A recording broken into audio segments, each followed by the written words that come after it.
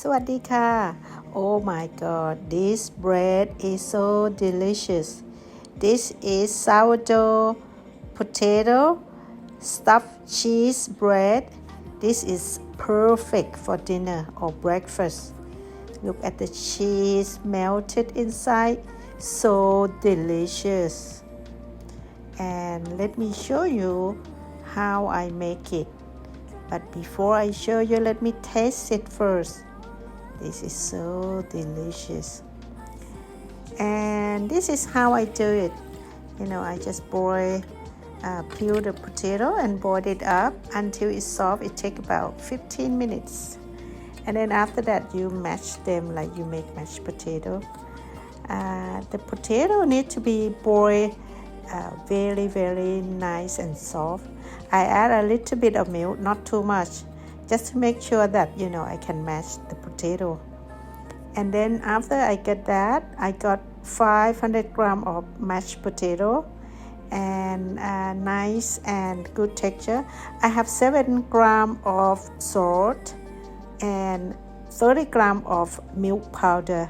The milk powder actually used instead of milk because I don't want the hydration to be high. And then I add 30 grams of sugar, or you don't need to add if you don't want, and 100 grams of sourdough starter.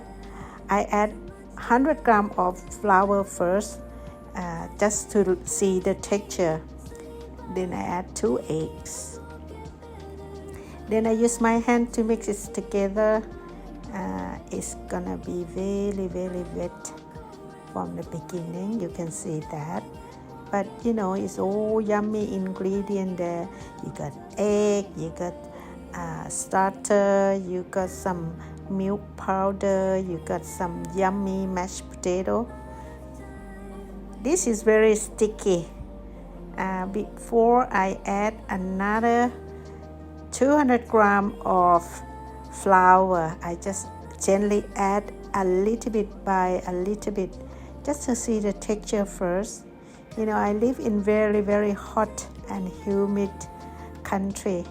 My dough is kind of very, very wet, so I add altogether 300 grams of AP flour or all-purpose flour.